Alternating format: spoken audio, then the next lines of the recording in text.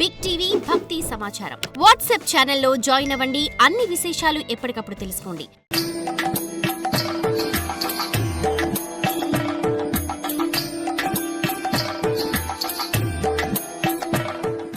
భటుల వల్ల రఘువునకు కౌత్సుడు వచ్చాడన్న వార్త తెలిసింది.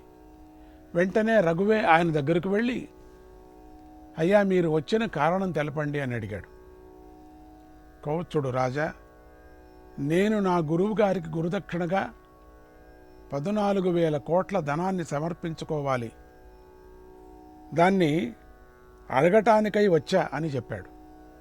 అంతా దానం చేసి ఉండటం వల్ల రఘుమహారాజు కోశాగారంలో ధనం లేదు. వచ్చిన బ్రాహ్మణ్ణి నిరాశతో వెనక్కి పంపించడం రఘువుకు ఇష్టం లేదు. గురుదేవా, నేనిప్పుడు ఏం చేయాలి అని గురువైన వశిష్ఠుణ్ణి అడిగాడు రఘుమహారాజు. రాజా, భూలోకవాసులెవ్వరి వద్ద ఇంత ధనం లేదు కనుక కుబేరుణ్ణి మీదకు దండయాత్ర చేసి ధనరాశులను సంపాదించు అని వశిష్ఠుడు ఉపాయం చెప్పాడు. బ్రాహ్మీ ముహూర్తంలో కుబేరుని మీది ఆయన మీద దండయాత్రకు సర్వం సన్నద్ధమైంది. ముహూర్తం వశిష్ఠుడు నిర్ణయించి రథాన్ని సిద్ధం చేయించాడు. వశిష్ఠమంత్ర క్షణజ ప్రభావాత్ వశిష్ఠమంత్ర క్షణజ ప్రభావాత్ వశిష్ఠుడి యొక్క మంత్రోదకముల సామర్థ్యంతో రథాలన్నీ ఆకాశ మార్గ గమనానికి సిద్ధమయ్యాయి. ఆకాశంలో ఎగిరేది. ఇంతలో కుబేరుడే కావలసినంత ధనరాశులను వర్షరూపంగా కురిపించాడు. ఎవడికి కావాలా ఈ యుద్ధం? బాబోయ్, నా మీద పడితే నేనెక్కడ నా చేత కాదు యుద్ధం చేయటానికని వాళ్ళకి కావాల్సిన ధనమే కదా. పోని వాన కురిపించాడు. ఆ ఇంటి మీద వాన కురిపించాడు. మహారాజుకు ఇచ్చి సంతోషపరిచాడు. అలా వశిష్ఠ మహర్షి యొక్క తపశ్శక్తి, మంత్రశక్తి ఇంతటి మహిమను కలిగి ఉండేవి. ఇక వశిష్ఠుని వివాహం. దేవభూతి కర్దమ ప్రజాపతుల పుత్రిక అరుంధతి. మునులందరూ ఈమెను సౌభాగ్యాన్ని, పాతివ్రత్యాన్ని వరాలుగా ఇచ్చారు. ఈమె పూర్వజన్మలో వశిష్ఠుడి భార్య. వశిష్ఠుడు మళ్ళీ జన్మించగానే ఈమె కూడా రెండవసారి జన్మించింది. ఈసారి చండాల కన్యగా జన్మించింది. వశిష్ఠుడు వివాహం చేసుకోవాలని నిశ్చయించుకున్నాడు. తనకు తగిన యువతి కొరకై అన్వేషణ చేయసాగాడు. ఎన్నో ఏండ్లు అయిన తర్వాత ఎంతోమంది ఋషికన్యలు వశిష్ఠుడిని వివాహం చేసుకోవటానికి లైన్ పెట్టారు. క్యూలను వచ్చారు, క్యూలు నించుకున్నారు. కానీ వశిష్ఠుడు వారందరికీ పరీక్షలు పెట్టి వారినంతా ఓడించి తిరస్కరించి పంపించాడు. మీరెవరూ పనికిరాదు పోండి అని. ఇసుకను ఇస్తాను, దాన్ని వండి అన్నంగా చేసి పెట్టగలవారు ఎవరైనా ఉన్నారా అని వశిష్ఠుడు ఒక వింత పరీక్షను పెట్టాడు. బాగుంటుంది, హాయిగా ఉంటుంది, ఈ పంట పండించిన పనే లేదు, వెళ్ళేది ఇసుక తెచ్చుకునేది, వండుకొని తినేది. ఈ మాటలను మాలపల్లెలోని ఒక కన్య వినింది. నేను వండి అన్నంగా చేసి ఇస్తాను అని ముందుకొచ్చింది. ఆమె అరుంధతి. ఆమె వశిష్ఠుడి చేతి నుండి ఇసుక తీసుకొని కుండలో పోసి నీళ్లు పోసి నిప్పుల మీద పెట్టి అన్నాన్ని వండినట్లే వండుతూ దీన్ని అన్నంగా చేయమని బ్రహ్మను ప్రార్థించింది.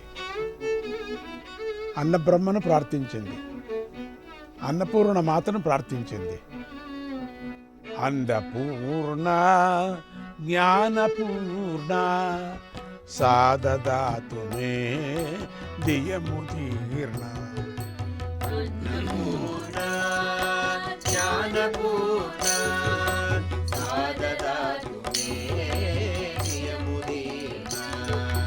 అన్నపూర్ణ జ్ఞానపూర్ణ సాదదాతు మే దియముదీర్ణ.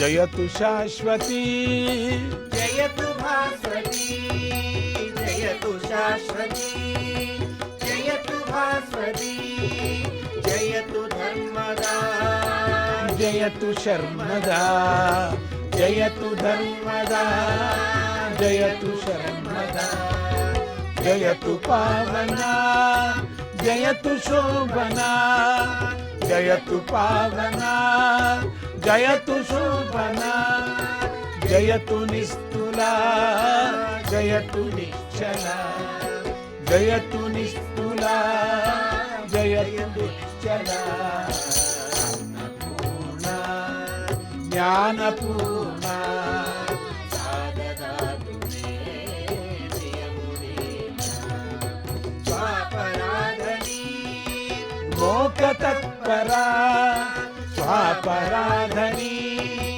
మోక్ష తత్పరా అన్నదాన దీక్షితా పరా అన్నదాన దీక్షితా పరా వ్యాస గర్వణీ వాసవిష్ఠురా వ్యాసగర్వణీ వాసవిష్ఠురా సచ్చిదానందశ్రీ నిత్యభాసురా సచ్చిదానందశ్రీ నిత్యభాసురా జ్ఞానపూర్ణ సాధదాతు మే ప్రియముదీర్ణ పూర్ణ జ్ఞానపూర్ణ సాగదాతు మే భగవద్ అనుగ్రహం వల్ల ఇసుకంతా అన్నంగా మారిపోయింది. వశిష్ఠుడు సంతోషించి వివాహానికి ముందు వండినటువంటి ఈ అన్నాన్ని నేను తినను అని ఆ అన్నాన్ని తినలేదు. వివాహానికి ముందు నువ్వు వండావు కాబట్టి నేను తిన్నా అనేసాడు. కొంతమంది మొండు వాళ్ళు ఉంటారు మహాత్ములు. వశిష్ఠుడు అరుంధతి ఇంటికి వెళ్ళి ఆమె తల్లిదండ్రులతో మాట్లాడి, వాళ్ళు మొండోళ్ళు, అదే కావాలంటే అదే కావాలి, ఇది వద్దంటే ఇది వద్దు, అంతే. అది బాగలేదన్నా అది అంతే, అది వజ్రమైనా అది లేదు, రాయి అంతే, అది అంతే, ఫినిష్, ముగిసిపాయి. ఆమె తల్లిదండ్రులతో మాట్లాడి వారి అంగీకారంతో యథావిధిగా వివాహం చేసుకున్నాడు. ఒకనాడు వశిష్ఠుడు అరుంధతికి తన కమండలాన్ని ఇచ్చి, నేను తిరిగి వచ్చేంత వరకు నువ్వు దీన్ని జాగ్రత్తగా చూస్తూ ఉండాలి అని ఆజ్ఞాపించాడు. ఏంటో ఇన్ని పరీక్షలు ఎందుకు పెట్టాలి, వీళ్ళు పెళ్ళి ఎందుకు చేసుకోవాలో పనిలేక కొన్ని వందల సంవత్సరాలు గడిచిపోయాయి. చూసారా, వందల సంవత్సరాలు ఆ కమండలాన్ని చూసుకొని కూర్చుంది ఆవిడ, అంతే, ఇంకంతే, కదలకూడదు. ఇంకేం ఎక్కడి నుంచే చేపం పెడతాడు, ఎక్కడి నుంచి ఉంటే అక్కడి నుంచే. నీళ్లు కూడా తీసుకువెళ్ళాడు ఇంకో కమండంలో, డూప్లికేట్ కమండంలో, ఏం చేస్తాడో తెలీదు.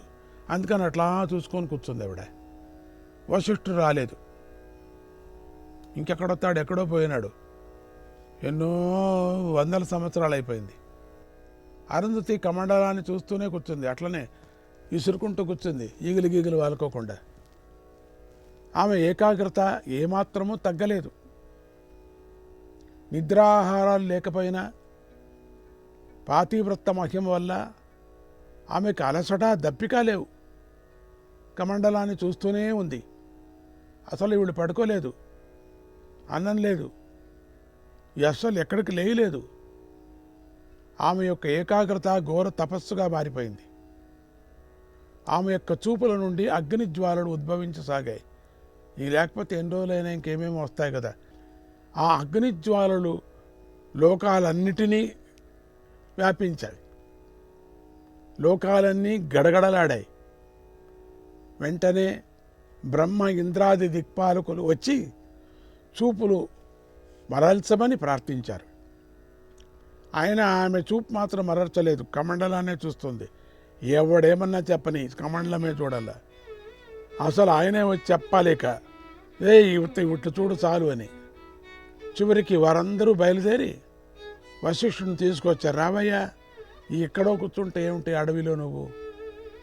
అప్పుడు వశిష్ఠుడు వచ్చిన తర్వాత ఆమె తన చూపును మరల్చింది. అంతవరకు ఆ మొండిగానే కూర్చుంది. ఆయనకన్నా మొండి ఈవిడ. ఆమెతో ఇలా ఘోర తపస్సును చేయించి నక్షత్ర మండలాల్లో ఆమెకు స్థానాన్ని కల్పించాడు. అరుంధతి నక్షత్రం అంటారు దాన్ని. సప్తర్షి మండలాలలో భార్యతో కూడి దర్శనమిచ్చేవాడు వశిష్ఠుడు మాత్రమే.